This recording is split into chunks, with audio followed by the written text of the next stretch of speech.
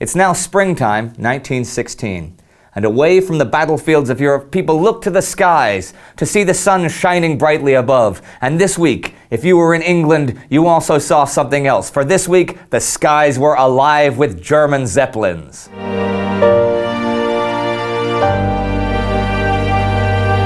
I'm Indy Nidell. Welcome to the Great War.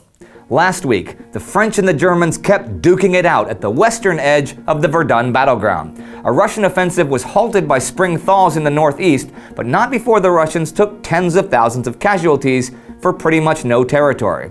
And civilians and medical staff were being torpedoed and drowned at sea. But this week saw a lot more in the skies than at sea. A series of Zeppelin raids daily from March 31st to April 5th blanketed just about the entire eastern and northeastern coast of England, and even reached as far as Leith and Edinburgh in Scotland. Nearly 100 civilians were killed, and over 200 more were injured. The story of the Great War has this to say about the raids. There is every reason to believe the main object of the raids was to discover the whereabouts of the main British battleship fleet. However, the airships seem to have returned southward before locating the fleet. The German Admiralty never gave up hope of locating the main base with certainty, for many Zeppelin and submarine raids were made with no other object in view. Had the ships succeeded, there is no doubt that all available submarines would have been dispatched to the spot, ordered to lie in wait, and then entice the fleet out by offering a couple of older ships as a sacrifice. The plan did not work out to the satisfaction of the German Navy heads, but it still remains one of their pet hopes. But it wasn't just the skies over Britain that were alive. On April 4th, a huge aerial battle took place over Ancona between more than 20 Austro-Hungarian and Italian planes. 3 Austrian planes were shot down and 2 Italian planes were severely damaged. The next day, the Germans issued a resume of March aerial action, claiming that 44 British and French planes were lost that month and only 14 Germans. And on April 7th, Bulgarian and Austrian planes bombed Salonika, causing great damage to the French and Australian camps where large fires broke out. Actually, last week, on March 27th, 7 German planes had attempted a bombing run on British and French warships at Salonika harbor, but Allied guns shot 4 of them down. They did drop some bombs though, and 20 Greek civilians were killed. This provoked huge anti-German sentiment throughout Greece, and anti-neutrality editorials in the press, and at the funerals of the victims, large crowds chanted, "Down with the Germans!" Martial law was even considered. But Greece was in a state of mobilization, and it had some real negative side effects.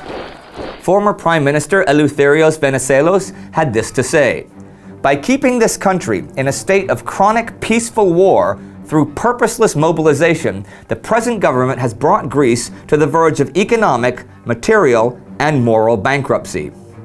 Here's a related quote that has to do with the economic situation in Greece at the time, made to a press correspondent by a government official. "Greece is much more likely to be starved into the war than Germany is to be starved out of it." It is true that the Greek budget for the year had expenditures that were twice that of revenue. The streets of Athens were now crawling with beggars, and inflation was rampant. The mobilization had also caused unforeseen problems, like that with the fishermen. Since most of them were with the armed forces, fish, normally one of the main food supplies, was now too expensive for tens of thousands of families.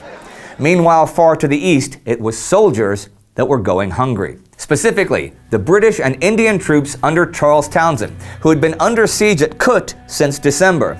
The continuing relief attempts were now under Lieutenant General George Gorringe, and he was even harder pressed for time than his predecessor Fenton Aylmer had been.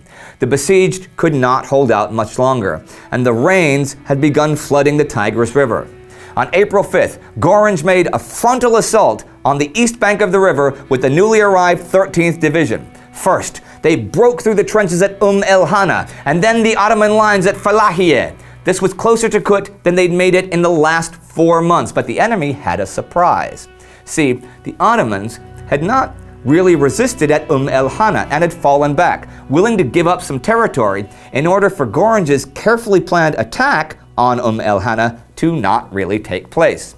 At Falahia, where the Ottoman forces did fight back, they lost their trenches but inflicted high casualties on the 13th Division.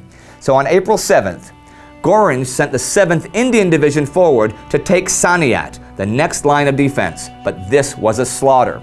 There were even apparently lines of khaki-clad Indian bodies just where the assault had broken down. And at the end of the week, there the relief force remained, with Townsend forces still starving in Kut, just a few miles away.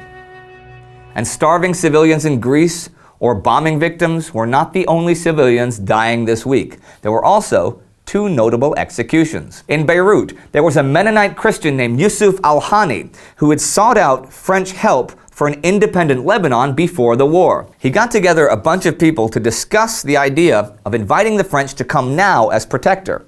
They hadn't done anything more than discuss the idea when they were arrested. Yusuf al-Hani was hanged April 5th in Beirut.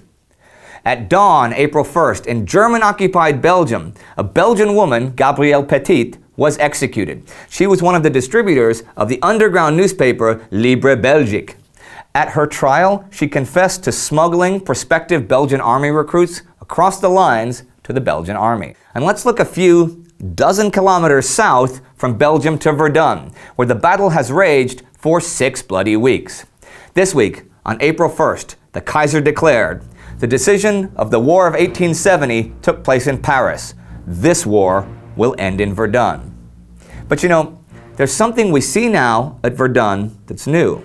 Exhaustion among the German attackers. Commanding officers even had heart attacks, and the German medical staff had serious concerns about their troops. For the first time, you had German soldiers refusing to go over the top, and many surrendered. Letters home told tales of being almost the sole survivor of a unit, but the grievously wounded were considered the lucky ones. And the German command had a habit of keeping divisions in the lines for long periods and just topping up the losses. But after a while, you start running out of veterans.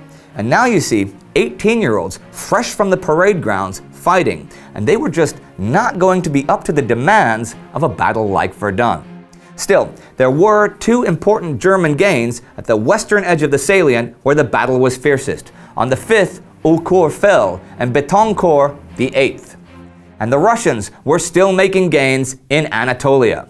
On the 2nd, they crossed the upper Chorok River and took the fortified Ottoman positions there. And on the 6th, they drove the Turks across the Karadere River, just 30 kilometers east of Trabzon. While behind the Russian lines, 22 transports escorted by warships landed 5,000 Cossack infantry to help with the advance on Trabzon.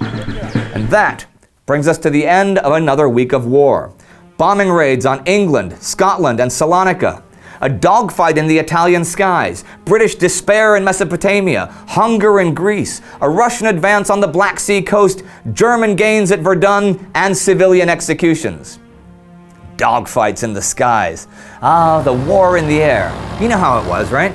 The Red Baron, René Fonck, true gentlemen who waged a war of honor far above the trench lines. Isn't it romantic? Duels in the air.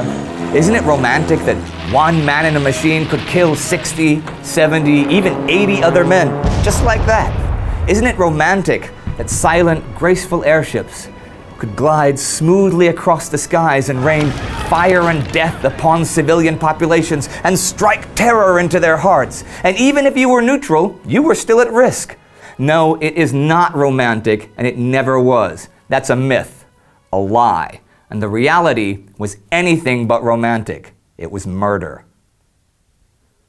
If you are as fascinated by Zeppelins and airships as we are, despite their deadly nature, you can click here to see our special about their use during World War I. Our Patreon supporter of the week is Ali Bisat. Why don't you support us on Patreon too, so we can make our show even better? You can also support us by buying our official merchandise like t-shirts or posters. Don't forget to subscribe. See you next time.